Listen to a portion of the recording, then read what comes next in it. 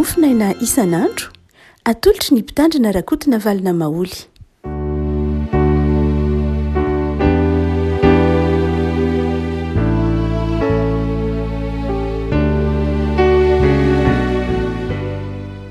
Falmerabatsika rehefa malala tratra ity talata fa 4 ny volana oktobra ity. Ny mofinaina voalahatra ao antsika dia ny taratasy ny soatan'ny Paoly ho an'ny Tesaloniana. Tesaloniana 2:1-1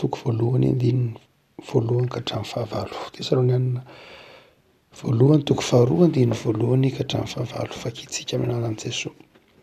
Fa ny teninareo raha lahy dia mahalala fa tsy foana ny fidiranay taty aminareo, fa rehefa nampahoriana sy nisetrasetrana tany Filipy izay teo aloha, tahaka ny fantatrareo ihany dia sahy tao amin'Andriamanitra izahay teny taminareo ny filazantsara an'Andriamanitra na dia beazan'ny fanoherana.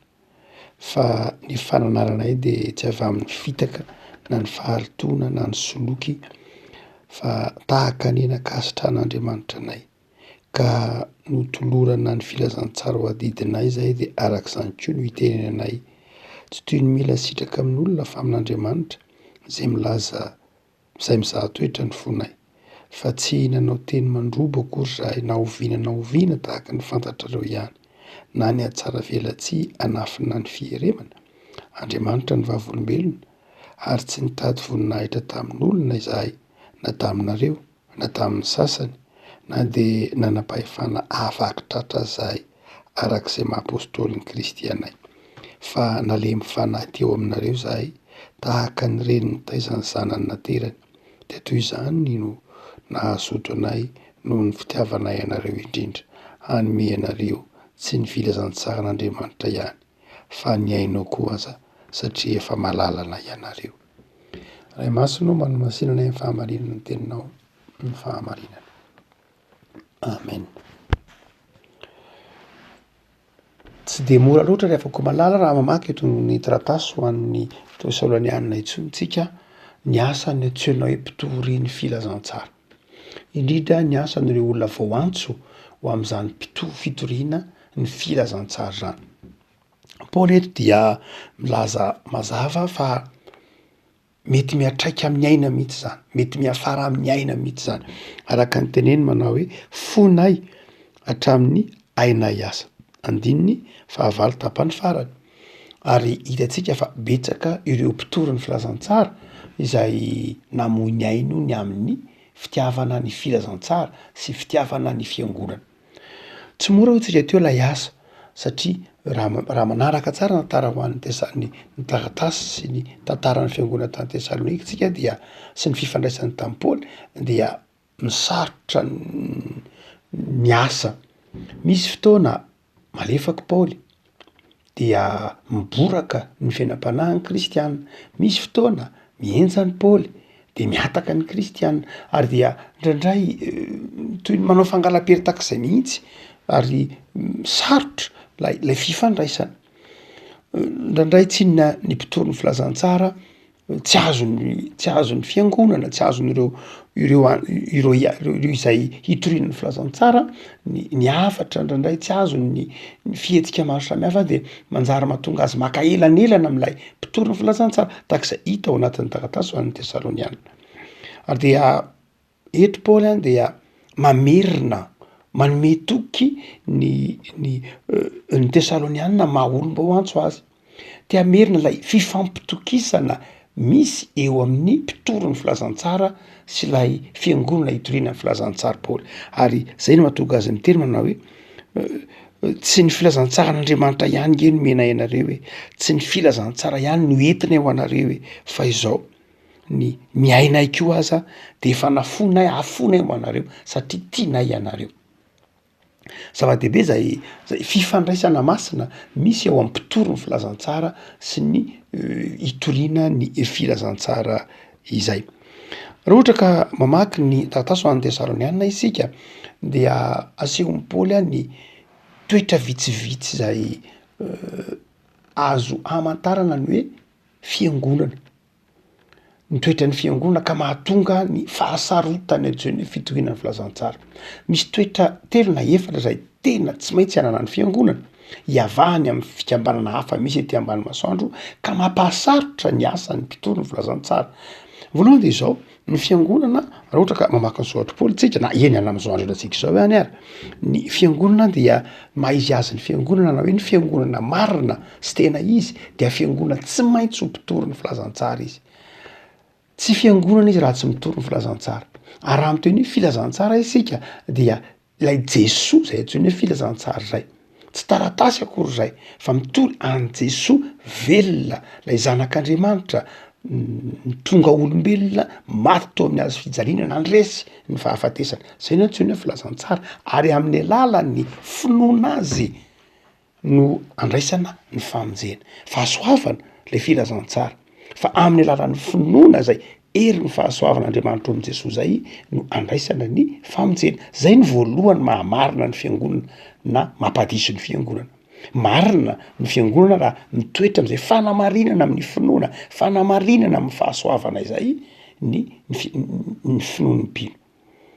Ny tsy tokony hadonoana atao amin'ny tantaram-piangonana fa nampifandona nampisaraka ny katolika sy ny protestanta dia io fanamarinana amin'ny lafin'ny finoana io sy ny hery ny fahasoavana io. Io nge ny fototry ny fisarahana. Ny protestanta de resy lahatra manao hoe fa fahasoavana no namonjenany olona ary amin'ny alalan'ny finoana no mampiditra azy ao anatin'izay fahasoavana izay. Tsy amin'ny alalan'ny fiezahana, tsy amin'ny alalan'ny ny asa atao na ny zavatra atao na ny tahak'izany fa amin'ny alalan'ny finoana lay fahasoavan'Andriamanitra ao amin'i Jesoa. Ary dia nanomboka ny tao daty faenina ambin'ny folo fazantsika tsara raha ny tantara fa ataontsika hoe nisy elanelana. Ny katolika nanao hoe diso nareo protestanta fa tsy izy misy nareo tsy fiangonana anareo.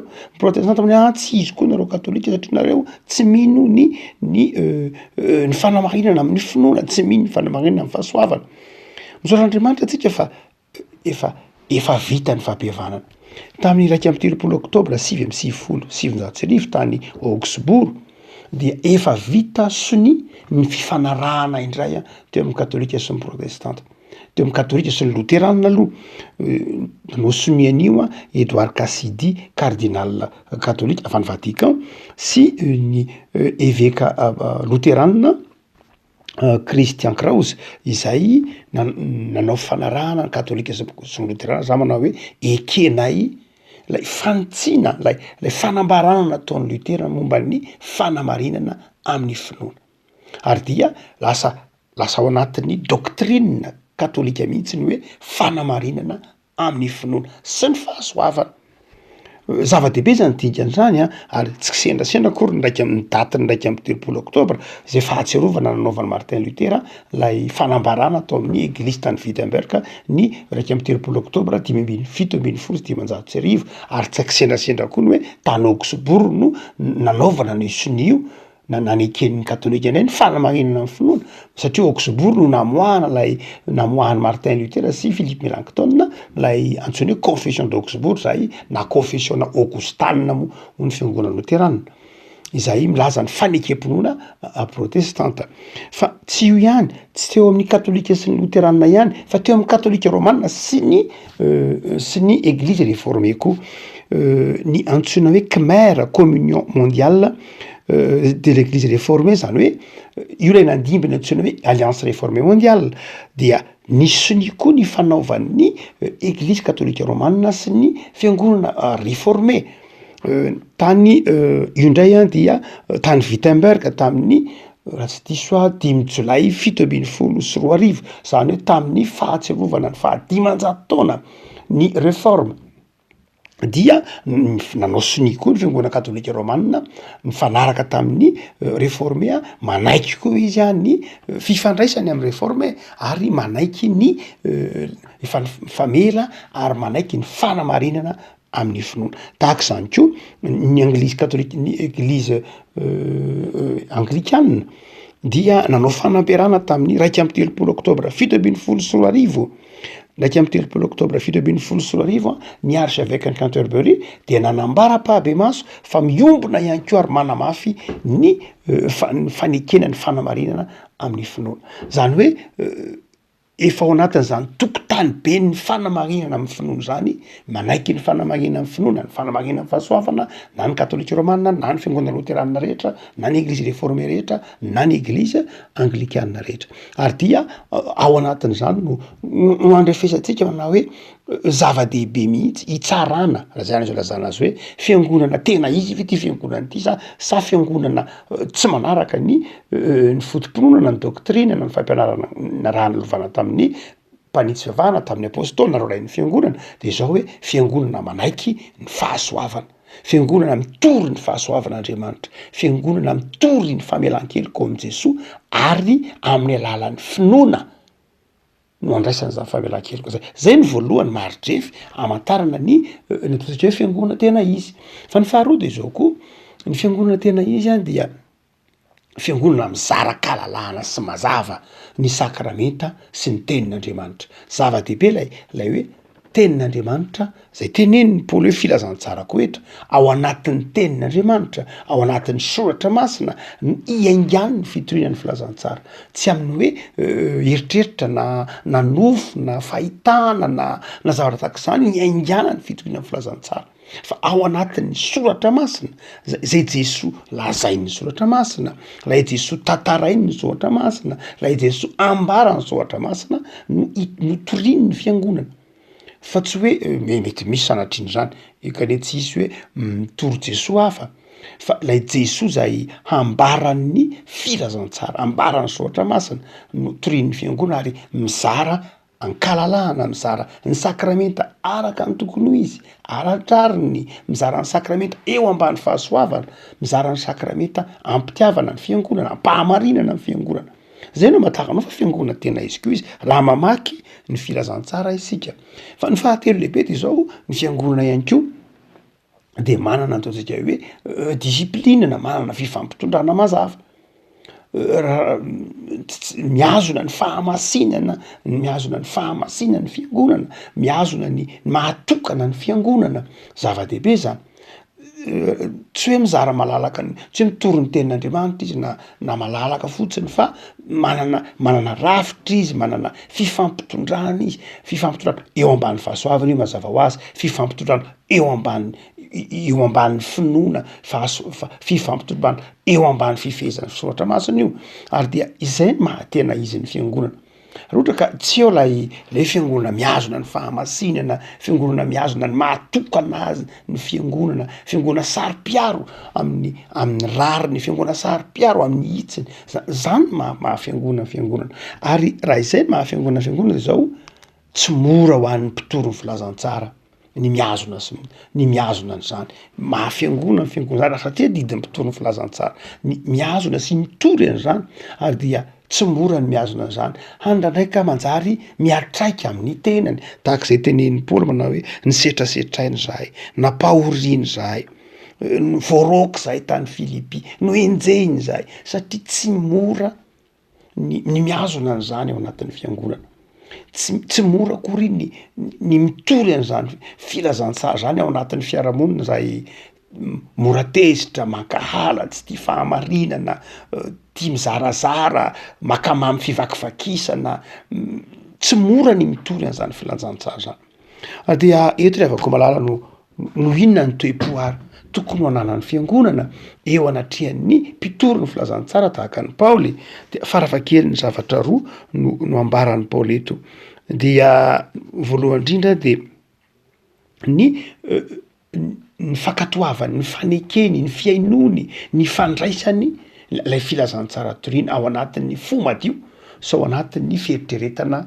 madio Paoly de mitsory vavolombelona manao hoe zahay nge mazava ny etikanay de zao tsy mba nitady voninahitra zay tsy nitady inony zay tsy nanao zay avakitratra zay tsy nitady ho an'ny tenanay zahay fa nanao zay hampandroso ny filazantsara ary raha ohatra ka misy mpanompon'Andriamanitra tahaka zany any anatin'ny fiangonana misy mpitory ny filazantsara tahak'izany anatin'ny fiangonana de zao ny zava-dehibe de zao ny tokony ananany fiangonana fahatokisana na fitokisana ny filazantsara fitiavana ilay Andriamanitra zay toriana ao anatiny zany toe-po sy toe-panahy kristianina izany fa ny faharoa lehibe de zay tokony ho toe-panahy koa dia ny fitoeran'ny fiangonana sy ny fitoeran'ny mpino ao anatin'ny fahamasinana, ao anatin'ny fahamasinam-piainana.